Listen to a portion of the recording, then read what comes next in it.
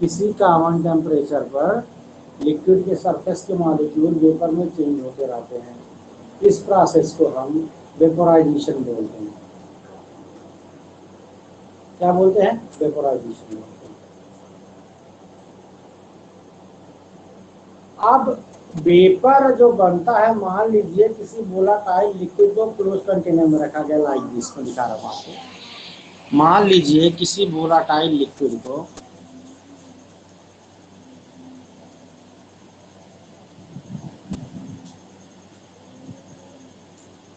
इस तरह का कंटेनर है, मान लीजिए, ठीक है।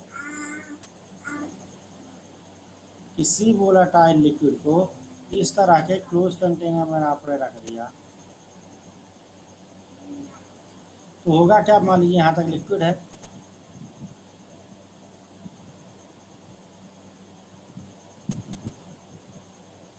तो लिक्विड का जो के सरफेस का जो मॉलिक्यूल है वेपर में कन्वर्ट होगा। लिक्विड के सरफेस का मॉलिक्यूल वेपर में कन्वर्ट होगा, और ये वेपर में कन्वर्ट होगा क्योंकि कंटेनर आपका क्लोज है, क्योंकि वेपर क्या है, वेपर में कन्वर्ट होगा। लेकिन कंटेनर आपका क्या है, क्लोज है। तो वेपर जो होगा वो क्या करेगा, वो ये कंटेनर के मतलब वॉल से जाएगा, सरफेस से जहाँ से क्लोज है वहाँ से टकराएगा, और टकराने के बाद क्या होगा, वापस आएगा। वेपर क्या करेगा, जाएगा कंटेनर के मतलब कैप या जो भी समझी जहाँ से कंटेनर क्लोज है वहाँ जाके टकराएगा, और टकराने के बाद क्या करेगा, वापस आएगा, और वापस आकर के हिट करेगा लिक्विड के सरफेस को और प्रेशर डालेगा। ठीक है। तो वेपराइजेशन में जो वेपर बनता है किसी लिक्विड का क्लोज कंटेनर में, वो क्या करता है, कम बैक आके हिट करता है। तो किसी लिक्विड के वेपर द्वारा लिक्विड के सरफेस पर जो प्रेशर डाला जाता है उसी को वेपर प्रेशर कहते हैं। किसी लिक्विड के वेपर द्वारा उसके सरफेस पर जो प्रेशर डाला जाता है उसी को हम क्या बोल सकते हैं, वेपर प्रेशर बोल सकते हैं। कैसे होता है, ये कब होता है, जब आप किसी वोलेटाइल लिक्विड को क्लोज कंटेनर में रखते हो। ऐसे होता है जब आप किसी वोलेटाइल लिक्विड को एक क्लोज कंटेनर में रखते हो। ठीक है। तो जब आप वोलेटाइल लिक्विड को क्लोज कंटेनर में रखते हो तो इसमें होता क्या है कि लिक्विड के जो मॉलिक्यूल है ये कंटेनर की दीवार से, छत से टकराते हैं, और टकराने के बाद क्या करते हैं, आकर के लिक्विड के सरफेस पर वाटर वापस आकर के हीट बैक करते हैं। इसकी वजह से लिक्विड के सरफेस पर प्रेशर प्रोड्यूस होता है, इसको हम वेपर प्रेशर कहते हैं। ओके। तो वेपर प्रेशर क्या समझ में आया आप लोगों को? एक बार चैट बॉक्स में लिखिए, वेपर प्रेशर समझ में आया? एक बार लिखिए चैट बॉक्स में।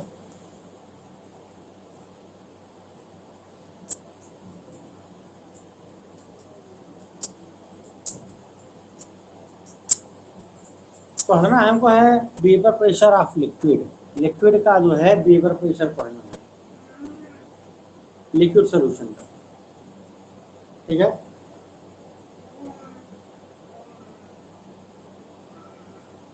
तो मान vapour pressure of liquid, liquid जो हो सोल्यूशन, तो लिक्विड सॉलिड का हो सकता है, लिक्विड गैस का हो सकता है, गैस गैस 9 टाइप के सोल्यूशन होते हैं।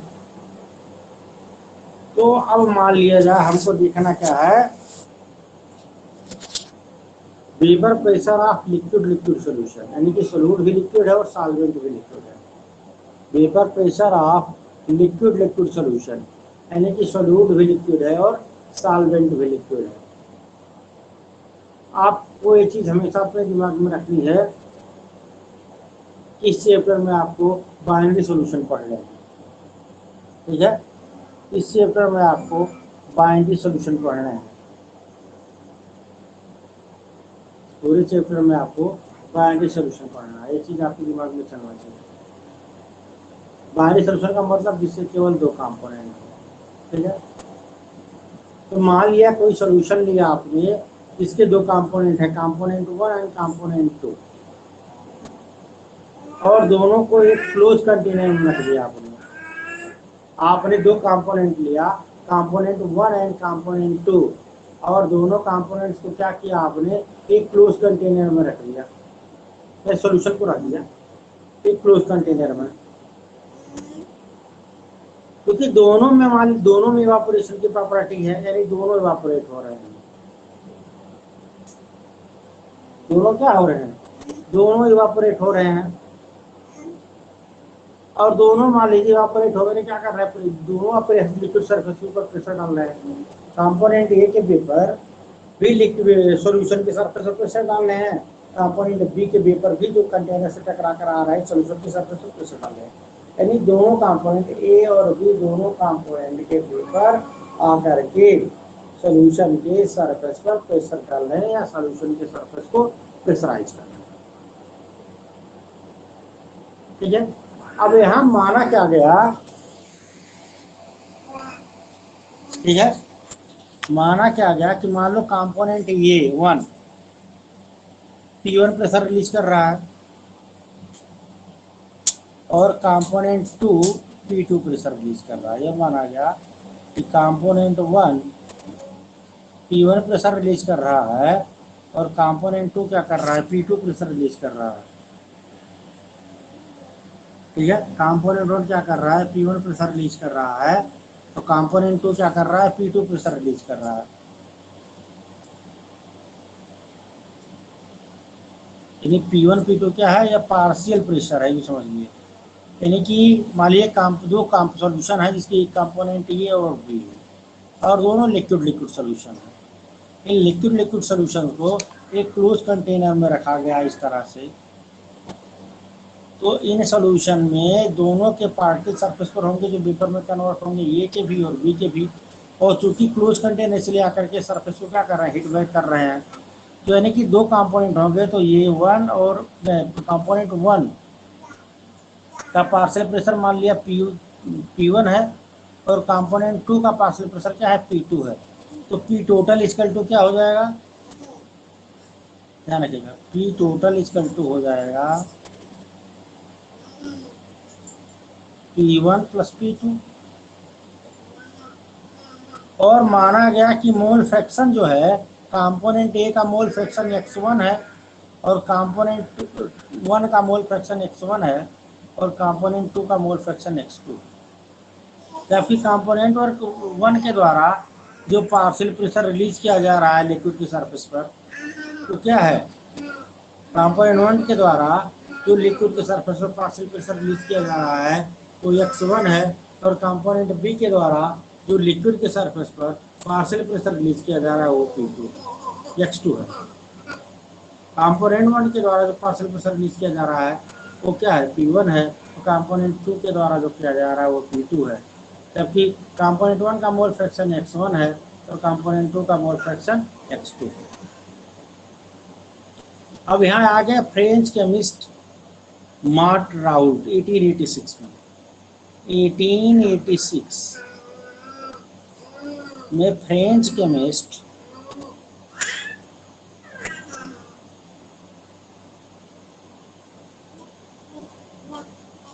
एटीन एटी सिक्स में फ्रेंच केमिस्ट, उनका नाम था मार्ट राउल्ट।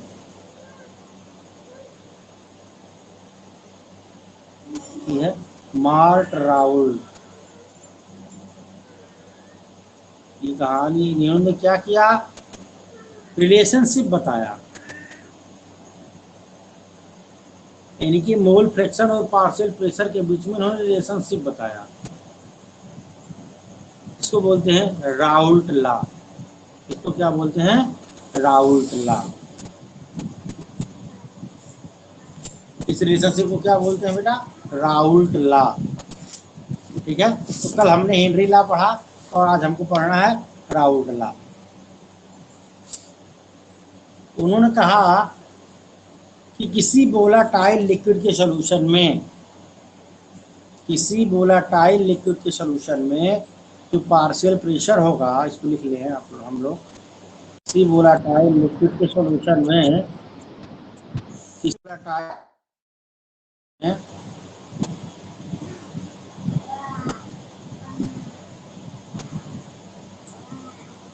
किसी वोलेटाइल लिक्विड के सॉल्यूशन में जो पार्शियल वेपर प्रेशर होगा, किसी वोलेटाइल लिक्विड सॉल्यूशन में जो पार्शियल वेपर प्रेशर होगा सभी कंपोनेंट का,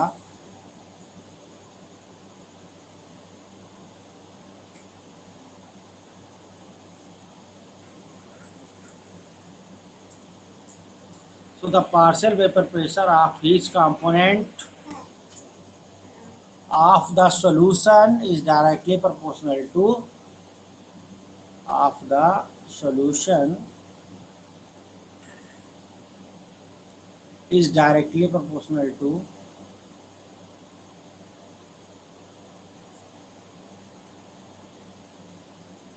directly proportional to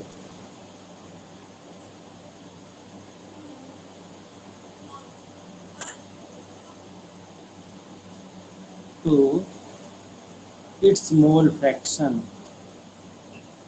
its mole fraction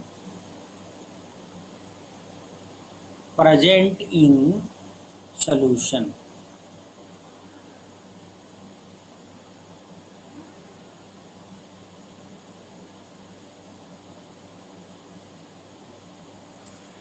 इसी को ध्यान से देखिएगा कि the partial pressure of each component of the solution is directly proportional to the its mole fraction present in the solution.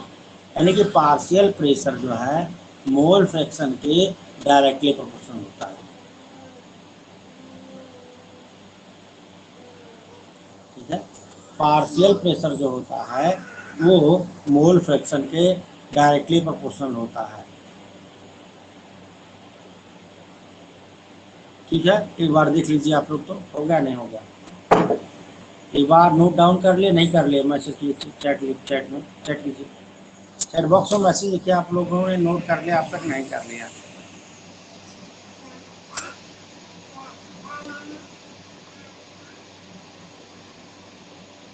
हो गया तो आगे चले बेटा, एक बार नोट कर लो इसको।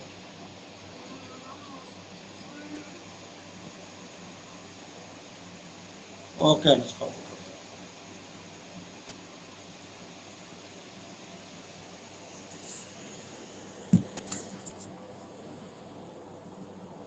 तो एक बार ध्यान सुन लीजिएगा। एक इसमें 1886 में मान लिया जो जाए लो लिक्विड का बाइनरी सॉल्यूशन है और दोनों कंपोनेंट उसके क्या है, कंपोनेंट 1 और 2 दोनों वोलेटाइल हैं।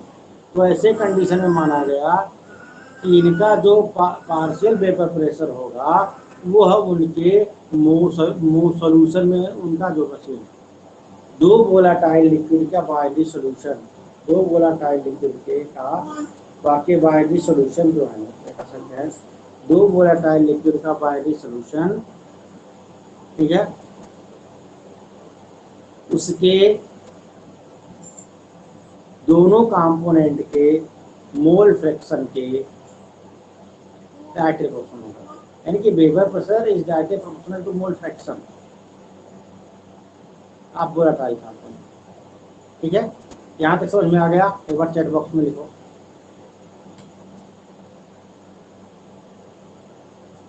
यहाँ तक अगर समझ में आ गया हो तो एक बार चैट बॉक्स में लिखो। आप लोग कोई डाउट हो तो बताओ।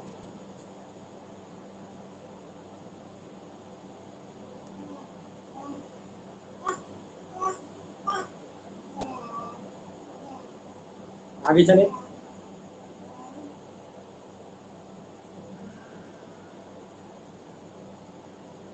चलिए इसे मान लिया जाए कि दो लिक्विड हैं, दोनों वोलेटाइल लिक्विड हैं और दोनों वोलेटाइल लिक्विड को हमने क्या कर दिया, एक क्लोज कंटेनर में रख दिया। तो ऐसे में जो पार्शियल वेपर प्रेशर होगा हर कंपोनेंट का, वह सॉल्यूशन के हर कंपोनेंट का जो पार्शियल वेपर प्रेशर होगा वह उसके मोल फ्रैक्शन के डायरेक्टली प्रोपोर्शनल होगा। अब आगे समझ में, इतनी छोटी सी चीज है, आगे समझ में।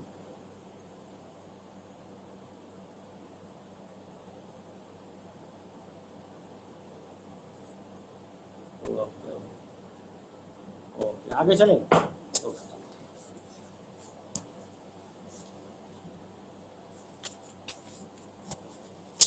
अब आइए हम देखते हैं,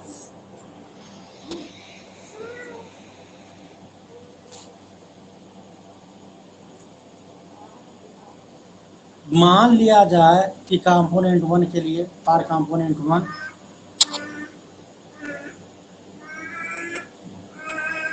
और component 1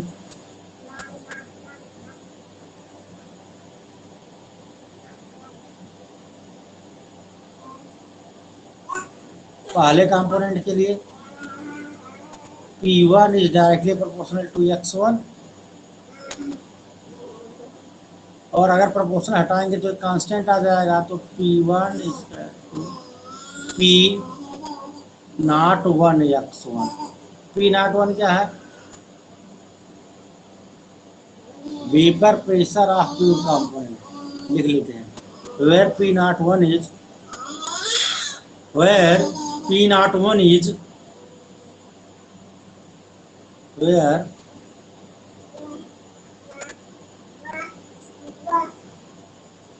P not 1 is the vapor pressure of pure component 1, the vapor pressure of pure component 1,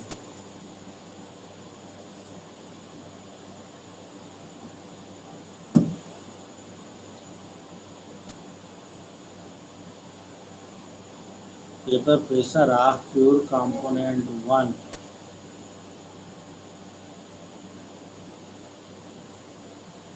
vapor pressure of pure component 1 at the, ध्यान रखिएगा, सेम टेम्परेचर, क्योंकि टेम्परेचर बढ़ाएंगे ना तो गड़बड़ हो जाएगी, वेपराइजेशन ज़्यादा होगा, और वेपराइजेशन जब ज़्यादा हो जाएगा तो वेपर प्रेशर भी ज़्यादा बनेंगे। ठीक है, तो where P not 1 is the vapor pressure of pure component 1 at the same temperature।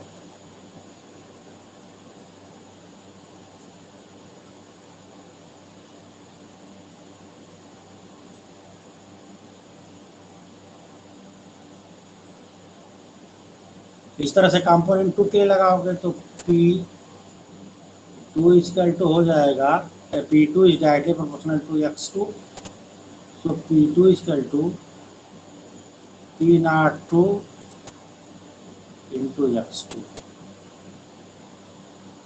ठीक है, तो वैसे ही समझ लीजिए कि P2 क्या हो जाएगा, P नॉट 2 क्या हो जाएगा, अब आपको बताने की जरूरत है, वही चीज़ यहाँ हो जाएगी।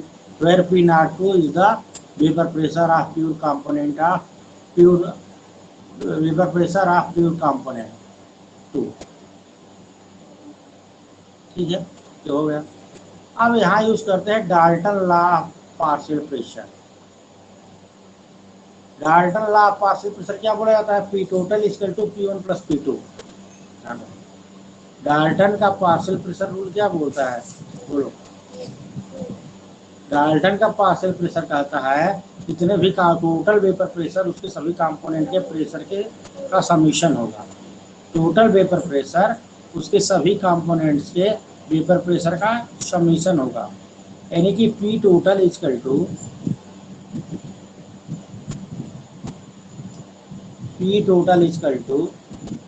P1 plus P2।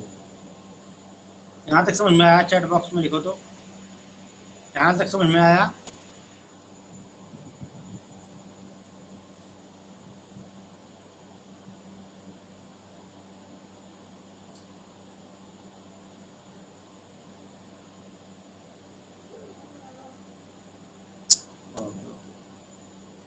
तो क्या करें, अब सब्स्टिट्यूट कर दें, पी टोटल को उठा के यहाँ रख लेना, तो पी टोटल इक्वल टू क्या हो जाएगा, बोलो? P total equal to P1 की वैल्यू कितनी है? x1, P नॉट 1, P2 की वैल्यू क्या है? x2, P naught 2। ठीक है,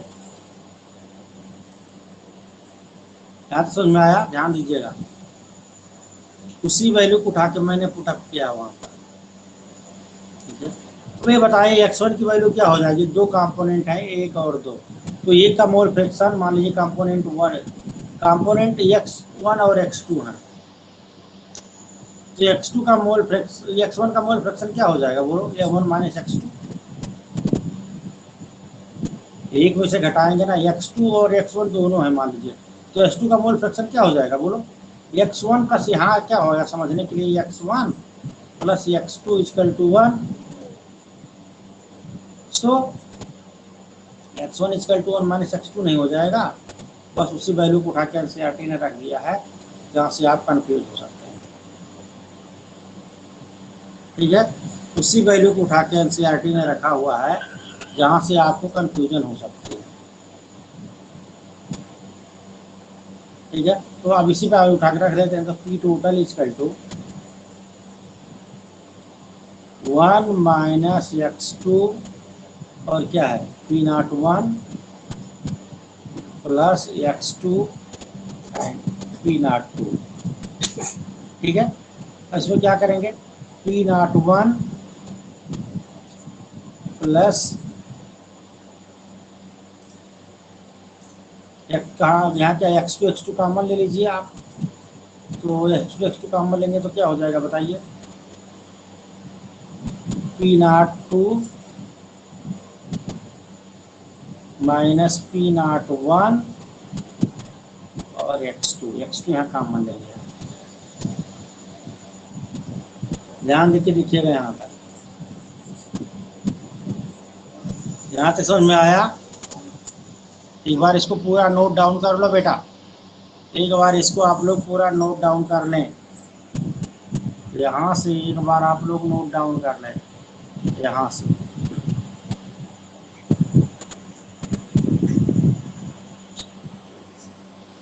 यहाँ से यहाँ तक एक बार नोट डाउन कर लें आप लोग।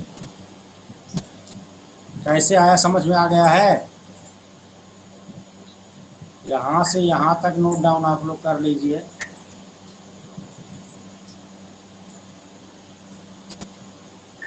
ओके, यहाँ से यहाँ तक नोट डाउन कर लीजिए आप लोग। ओके,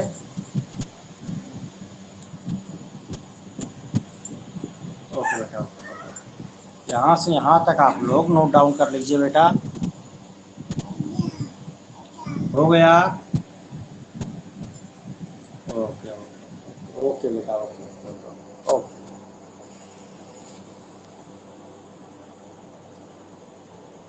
ठीक है, तो ये अभी आपको राउट लॉ का ग्राफ तो बता दे रहे हैं, यहाँ पे समझ में आ गया। ये आपका राउट लॉ है, इससे पहले आपने पढ़ा था हेनरी लॉ। ठीक है, P total equal to P1 plus P2, ये कौन सा रूल है बेटा, ये है डाल्टन रूल। ठीक है, बाकी और सब कहाँ है बेटा,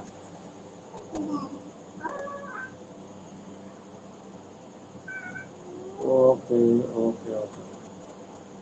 ठीक है, चलिए चलिए एक बार ग्राफिकल रिप्रेजेंटेशन देख लेते हैं, एक बार ग्राफिकल रिप्रेजेंटेशन देख लेते हैं, 10 मिनट बचा हुआ आपकी क्लास में, तो एक बार ग्राफिकल रिप्रेजेंटेशन देख लेते हैं और इस पर ग्राफ पूछता है आपका। ठीक है, तो मैं एक बार ग्राफ बना दूं, ग्राफ बनाने के बाद फिर आपको मैं समझा दे रहा हूँ।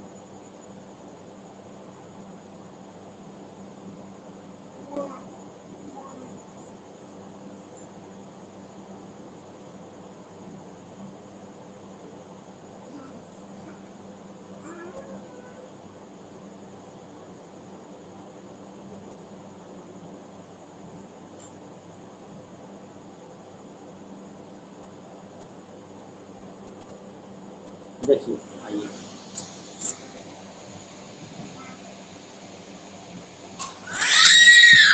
ये है ग्राफिकल रिप्रेजेंटेशन।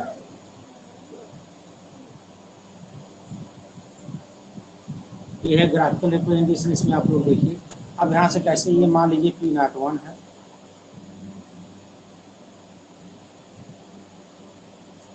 ये क्या है, ये P0, ध्यान दीजिएगा, ये ग्राफिकल रिप्रेजेंटेशन में एक बार देख लीजिएगा आप लोग। ये क्या है, ये P01 है। तो यहाँ क्या हो जाएगा, आप जानते हैं प्योर फेज का कंपोनेंट 1 है, फेज प्रेशर, ये वेपर प्रेशर है, ये वाली जा रहा है सीधा, ये ग्राफ यहाँ से वेपर प्रेशर के लिए बन रहा है। तो कंपोनेंट 1 का वेपर प्रेशर है, कंपोनेंट 2 का वेपर प्रेशर है। ठीक है। और पी टोटल कितना होता है,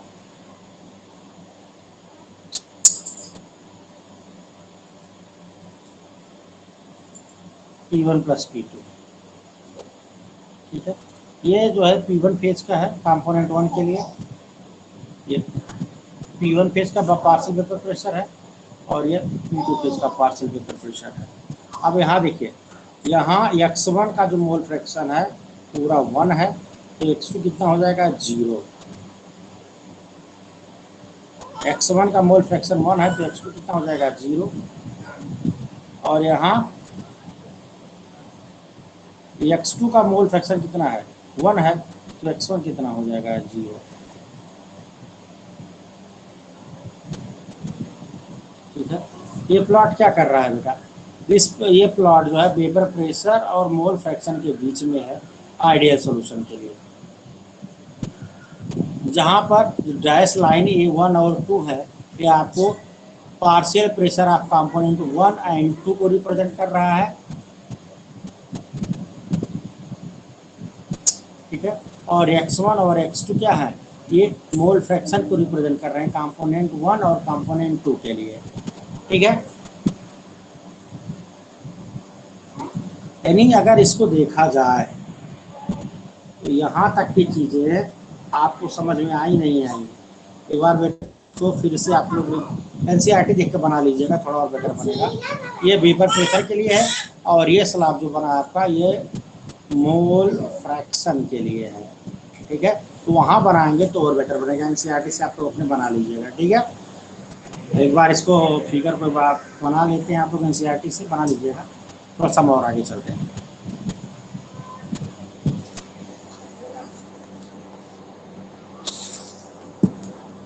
ये बताइए यहाँ तक समझ में आया है नहीं आया है, ये जो आपका ग्राफिकल रिप्रेजेंटेशन है राउल्ट लॉ का, ये समझ में आया है नहीं आया है, चैट बॉक्स में लिखें राउल्ट लॉ का ग्राफिकल रिप्रेजेंटेशन आपकी समझ में आया है नहीं आया है।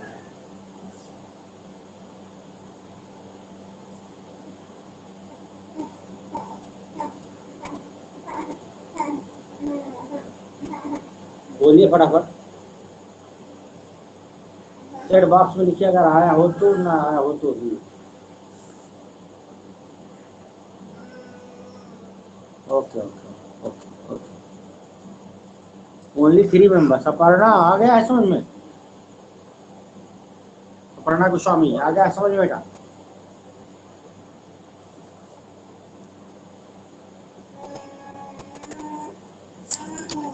अपर्णा यू,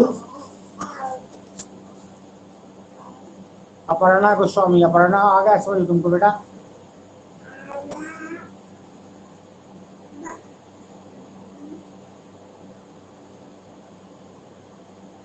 ओके,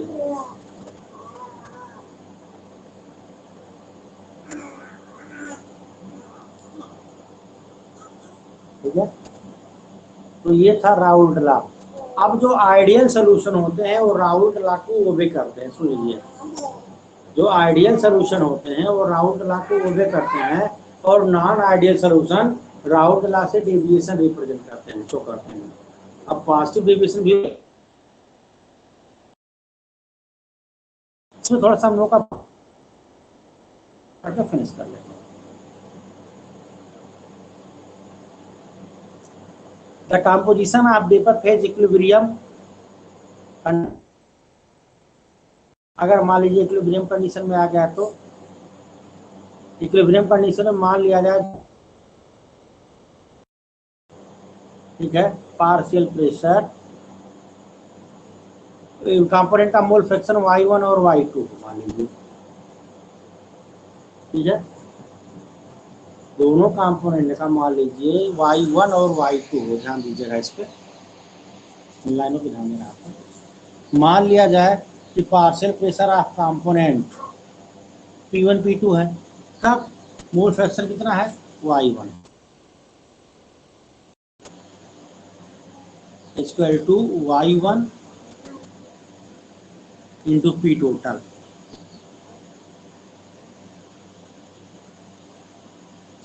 उसी तरह से P2 हो जाएगा टू हो जाएगा y2 एंड p टोटल, ठीक है। और P1 इक्वल टू हो जाएगा y1 p टोटल और P2 हो जाएगा y2 इंटू पी टोटल। तो जनरली क्या हो जाएगा, partial pressure P equal to mole fraction into total pressure. यहाँ पर मेरी फिनिश हो गई है, यहाँ तक इसको छोड़ दे रहे हैं, बाकी चीज़ समझ में आएगी, इसको कल रजिस्टर दोबारा इसको कर लेंगे। बाकी ग्राफिकल रिप्रेजेंटेशन और पूरा राउट आपको समझ में आया, बोलिए। ग्राफिकल रिप्रेजेंटेशन और पूरा राउट आपको समझ में आ गया बेटा? आया है तो बोलिए चैट बॉक्स में। कोई डाउट है?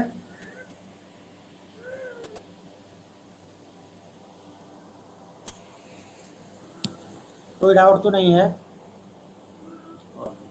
क्लास को लीव करें। अच्छा अच्छा, उसका भी देख रहे हैं बेटा, अगर उसमें वो होगा, क्या नाम है, मैसेज आया होगा तो कर देना, ऐड कर देंगे। कोई डाउट किसी को? तो बेटा दोनों बहुत मेन रूल है, राउल्ट लॉ और हेनरी लॉ, इसके ऊपर, ठीक है। हेनरी लॉ भी आप लोगों ने पढ़ लिया है, राउल्ट लॉ भी पढ़ लिया है। क्लास को फिर लीव कर रहे हैं बेटा, ओके ओके बाय।